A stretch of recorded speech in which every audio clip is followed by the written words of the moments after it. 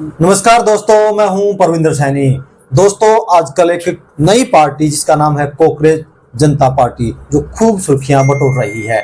जैसे ही इस पार्टी का ऐलान हुआ, उसके बाद से लगातार इसके सोशल मीडिया पर फॉलोवर्स लगातार बढ़ रहे हैं और फिलहाल इसके पेज को बैन भी कर दिया गया है। लेकिन जिस तरीके से, जिस तेजी के साथ इसने लोगों के दिलों में जगह बनाई है, या फिर लोगों ने हाथों हाथ इस पार्टी को जिस तरीके से लिया है, कहीं ना कहीं पूरे देश के अंदर इस पार्टी ने खलबली मचा दी है। हरियाणा की बात करें तो तमाम जो बड़े नेता हैं उनके बयान सामने आ रहे हैं और यहां तक कि एनएलओ पार्टी ने तो ये तक कह दिया कि मैं भी इसका पहला विधायक हूं हरियाणा में, अर्जुन चौटाला ने। तो कहीं ना कहीं खलबली इस पार्टी ने मचाई है और इसी विषय पर चर्चा करने के लिए हमारे साथ राजनीतिक मामलों के जानकार वीरेंद्र राठी हमारे साथ मौजूद है। डॉक्टर साहब, आपका स्वागत है। आपका बहुत बहुत धन्यवाद। सभी दर्शकों को मेरी तरफ से नमस्कार। डॉक्टर साहब, मैं भी हूँ कांग्रेस और तमाम विधायक सांसदों के बयान सामने आ रहे हैं और पूरे देश में एक आग सी लग गई है। देखिए, इस देश के अंदर किसी चीज को जो फैलना होता है ना, वो बड़े जोर शोर से फैल जाती है। जब अन्ना हजारे जी का आंदोलन हुआ तो उस समय आपने देखा होगा, देश के हर नागरिक, तकरीबन हर नागरिक टोपी पहन करके उसके ऊपर लिखा हुआ था कि मैं भी अन्ना, तू भी अन्ना, सारा देश अन्ना। और वो मुहिम चली। उस मुहिम से एक पार्टी निकली, आम आदमी पार्टी। हालांकि अन्ना हजारे जी नहीं चाहते थे पार्टी बने, लेकिन केजरीवाल ने जैसे तैसे करके वो बना ली। इसी प्रकार से अभी जिस प्रकार से किसी ने कोई टिप्पणी की कि भाई देश का जो बेरोजगार युवक है, कोई सोशल मीडिया में चला जाता है, कोई यूट्यूब पे, कोई फेसबुक पे, इस प्रकार की टिप्पणी हुई तो उससे देश के जो बेरोजगार नौजवान हैं उनके अंदर हताशा आई। और उनमें से किसी नौजवान ने सोचा, हो हालांकि देश से बाहर रह रहा है, कि भाई क्यों ना इसी नाम से एक पार्टी को लॉन्च किया जाए। उसने वो पार्टी लॉन्च कर दी और इंस्टाग्राम पे और जो उसके अकाउंट हैं उसके ऊपर वो 4-5 दिन में ही, 6-7 दिन में समझो आप, करोड़ों की संख्या को उसके फॉलोअर जो पार कर गए। तो उससे कहीं न कहीं जो पार्टी आज सत्ता में देश के अंदर बैठी है तो खलबली मचना तो निश्चित था, क्योंकि दूसरी पार्टियों के नेता भी समर्थन करने लगे, कहने लगे भाई हम भी कॉकरोच पार्टी के सदस्य हैं, हम भी उसका समर्थन करते हैं। मनीष सिसोदिया जी ने भी कहा कि मैं भी कॉकरोच हूं। जैसा आपने बताया कि अर्जुन चौटाला जो इनेलो के विधायक हैं, उसने कहा कि मैं कॉकरोच पार्टी का पहला विधायक एक तरह से अपने आप को घोषित कर दिया। गुरनाम सिंह चढ़ूनी जी ने कह दिया कि वोटिंग करवाई गई थी राष्ट्रीय संयोजक के रूप में, मेरी 47 लाख वोटें आई तो मैं राष्ट्रीय संयोजक हूँ। आज किसी हरियाणा के कोई व्यक्ति है वकील, उन्होंने इसके रजिस्ट्रेशन के लिए चुनाव आयोग के अंदर लेटर लिख दिया और अपने आप को उसने कह दिया कि मैं इसका संयोजक हूँ। मुझे लगता है कि जिसने ये गठन किया था, जिसने ये लॉन्च की थी, उसके खुद के व्यक्तिगत शब्द ये हैं कि मैंने तो जिस प्रकार का व्यंग हमारे ऊपर किया गया था उसके ऊपर मैंने एक ये नाम दिया था। मैं इतना सीरियस नहीं था और ना ही मेरे एजेंडे के अंदर अब तक ये चीज है कि मैं इस पार्टी को धरातल पर लेकर के आऊंगा। उसकी प्राथमिकताओं को आप लोग देखोगे तो उसकी पहली प्राथमिकता क्या है कि आप बिल्कुल विशुद्ध रूप से जो है बेरोजगार होने चाहिए। फिर दूसरे है कि आप फोन से चिपके हुए होने चाहिए। एक उसने गजब की लाइन जोड़ी है कि मां आलसी होना चाहिए, आलसी नहीं बड़ा आलसी होना चाहिए, वो हमारा मेंबर बने। तो अगर ये उसने प्राथमिकता लिखी है और उन प्राथमिकताओं को मान करके लोग फॉलोवर हो रहे हैं, तो उनका बायोडाटा उसने जाना तो नहीं कि बेरोजगार हैं या नहीं हैं। क्या आप किसी विधायक को बेरोजगार मान करके चलोगे? अब वो तो एक बार शपथ के रजिस्टर में अगर हस्ताक्षर हो जाते हैं तो ताउम्र के जब तक वो आखिरी सांस लेगा तब तक उसकी पेंशन चलेगी। पढ़े लिखे बेरोजगार जो पीएचडी होल्डर बैठे उनको कुछ नहीं मिलता, एमएलए अगर एमपी को पेंशन मिलती रहेगी।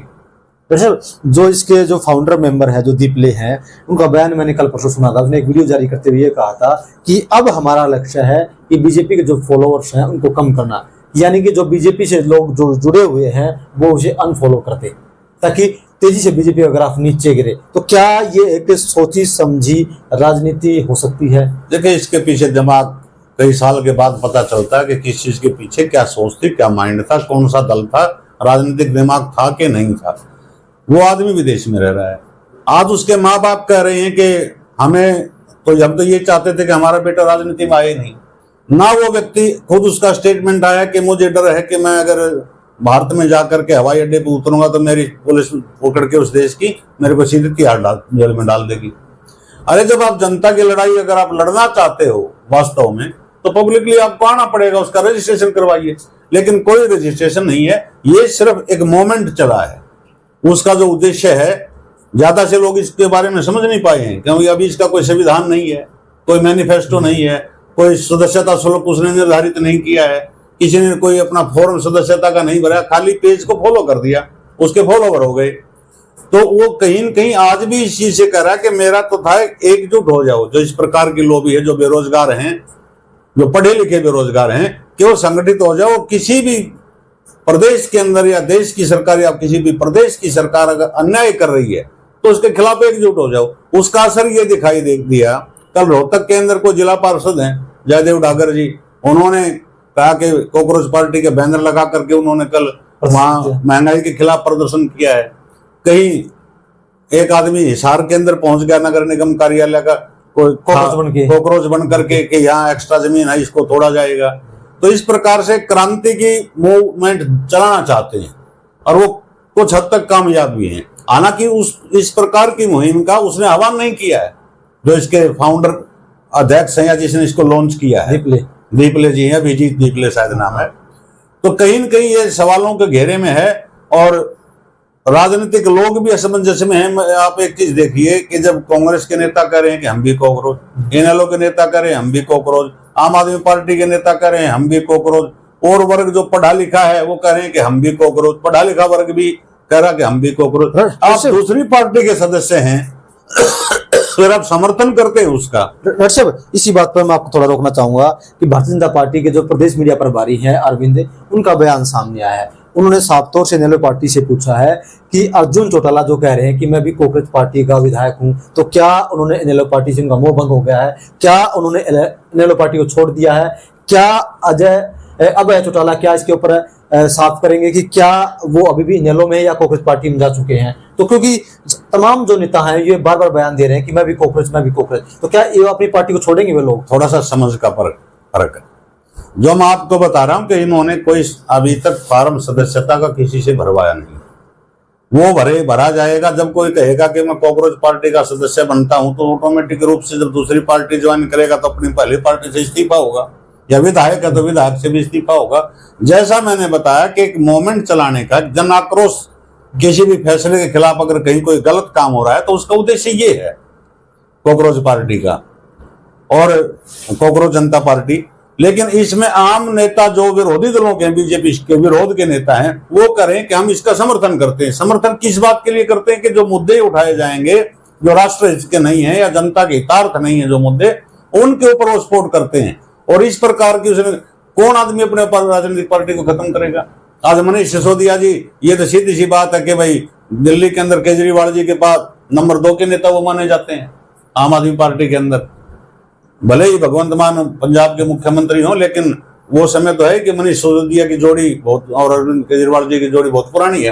क्या ये इस पार्टी को छोड़ करके उसकी सदस्यता लेंगे या उस बंद उसके निशान पे चुनाव लड़ेंगे? क्या अर्जुन चौटाला इंडियन नेशनल लोकदल को छोड़ करके कॉकरोच पार्टी के निशान पर चुनाव लड़ेगा? यह संभव बातें हैं। एक जन आक्रोश के लिए कि वह जनता एकत्रित हो जाए किसी भी मुद्दे को लेकर, एक बैनर के नीचे सरकार का विरोध हो, और एक एजेंडा चल नहीं सकता देश के अंदर। जैसा उसने आह्वान किया है कि मेरा काम मकसद एक है कि इनके फॉलोअर कम किए जाएं। अरे इनके फॉलोअर तो आप कर लोगे, आपके बढ़ गए, आप कोई प्लेटफॉर्म पब्लिक को दे नहीं रहे, आप किसके मंच पे जाओगे भाई, ये तो बताओ। साहब, जिस तरीके से मनोहर लाल जी का बयान सामने आया कि ये शरारती तत्वों का एक ग्रुप है और अब इन्हें बैन भी कर दिया गया है, तो क्या वाकई में सरकार इससे घबरा गई है? देखो, घबराना तो क्या है, एक चीज तो होती है कि जब कोई चीज अचानक मार्केट में आ गई बगैर किसी सलाह मशवरों के, बगैर किसी चर्चा के, खाली, और उसमें इतने फॉलोअर आ गए कि भारतीय जनता पार्टी को लगा कि इतनी पॉपुलरिटी इसकी हो गई, तुम्हारे को भी पीछे छोड़ दिया, तो उसके ऊपर बैन कर दिया गया। लेकिन जब कोई चीज जिसने पार्टी बनानी है वो तो धरातल पे आएगी। अब थलापति विजय ने पार्टी बनाई थी 2 साल पहले, आज आ गया सत्ता के अंदर तमिलनाडु के अंदर। कुछ दिन पहले 8-10 साल पहले केजरीवाल जी ने बनाई थी, आ गया। हनुमान बेनीवाल जी ने राजस्थान के अंदर बनाई थी, लेकिन सफलता नहीं मिल पाई, सत्ता के गलियारों तक नहीं पहुंच पाई अपनी सीट तो पार्लियामेंट की भी निकाल लेते हैं और विधानसभा की भी निकाल लेते हैं। पार्टियां आती हैं, पार्टियां जाती हैं, ये एक अलग प्रकार का मिशन है, लोग इसको समझ नहीं पा रहे। डॉक्टर साहब, जिस तरीके से लोग इस पार्टी के साथ जुड़े हैं, कांग्रेस जनता पार्टी के साथ जुड़े हैं, तो क्या ये सरकार के खिलाफ लोगों की नाराजगी है?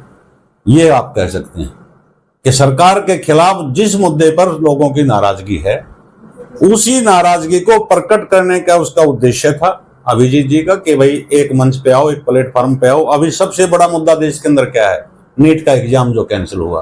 अभी लोग जो है, जो मंत्री जी हैं उनका इस्तीफा मांग रहे हैं, केंद्रीय मंत्री जी का। और कुछ लोगों ने तो सरकार को ये समय सीमा भी दी है कि 10 दिन के अंदर धर्मेंद्र प्रधान जी का अगर इस्तीफा हो जाता तो ठीक है, वरना हम लाखों बेरोजगार डॉक्टर लॉबी के जो बच्चे थे इनको नीट को लेकर के हम दिल्ली के अंदर बड़ी रैली करने जा रहे हैं। तो एक विरोध का एक तरीके के लिए इस पार्टी का गठन हुआ है। मुझे नहीं लगता कि राजनीतिक रूप से ये अपने सिंबल पे चुनाव लड़वाएगी। और ऐसे नेता अपने आप को जो आज दावा करने लगे कि मैं इसका राष्ट्रीय संयोजक, मैं इसका प्रदेश संयोजक, कोई कहता मैं इसका जिले का प्रधान, कोई कहता मैं जिला संयोजक, शंभू प्रधान बने फिर रहे हैं। शंभू पद इन्होंने अपने ले रखे हैं। डॉक्टर साहब, जिस तरीके से हम देखते हैं कि सोशल मीडिया पर आज के दिन ये पार्टी पूरी तरीके से छाई हुई है, तो यानी कहीं ना कहीं मोटा पैसा जो है वो सोशल मीडिया पर लगाया जा रहा है, तो कहीं ना कहीं इसका मतलब ये है कि कोई ना कोई व्यक्ति से पीछे जरूर खड़ा है जो पैसा लगा रहा है। देखो, सोशल मीडिया पे तो कई चीजें वायरल बगैर पैसे भी हो जाती हैं। आपने कुंभ में देखा होगा, मोनालिसा, उसने क्या इन्वेस्टमेंट किया था? कुछ नहीं किया था। आई बाबा, उसने कहाँ इन्वेस्टमेंट किया था? लेकिन सोशल मीडिया पे चल गए। एक वो वहाँ चिमटा मारने वाला बाबा था, वो भी चल निकला। तो हिंदुस्तान इतनी ज्यादा जनसंख्या वाला देश है, यहाँ कोई चीज वायरल होनी होती है तो बाई चांस वो हो जाती है, फैल जाती है। उसी प्रकार से ये भी वायरल होगी। आपको क्या लग रहा है साहब, क्या कांग्रेस पार्टी चलेगी या बंद हो जाएगी? अगर धरातल पे आएंगे तब पता चलेगा। इस देश के अंदर जन स्वराज पार्टी का निर्माण हुआ, जो बिहार वाले प्रशांत किशोर जी उन्होंने किया। तमिलनाडु के अंदर भी उनके रणनीतिकार थे, सक्सेस मिली। पहले बंगाल में थे, वहां मिली। कभी केजरीवाल के थे, वहां मिली। मोदी जी के सलाहकार थे, वहां मिले। लेकिन आप सुपर फलाव हो गया। ये भी हम केजरीवाल की पार्टी के अंदर भी मीडिया काम 3 साल तक इन अभिजीत ने संभाला है और कहता है कि मैं उस पार्टी के अंदर रहा हूं। लेकिन धरातल पर आने के बाद इसका पता चलेगा। वैसे सोशल मीडिया के आधार पर आप इसका निष्कर्ष निकालोगे तो शायद जल्दबाजी होगा कहना।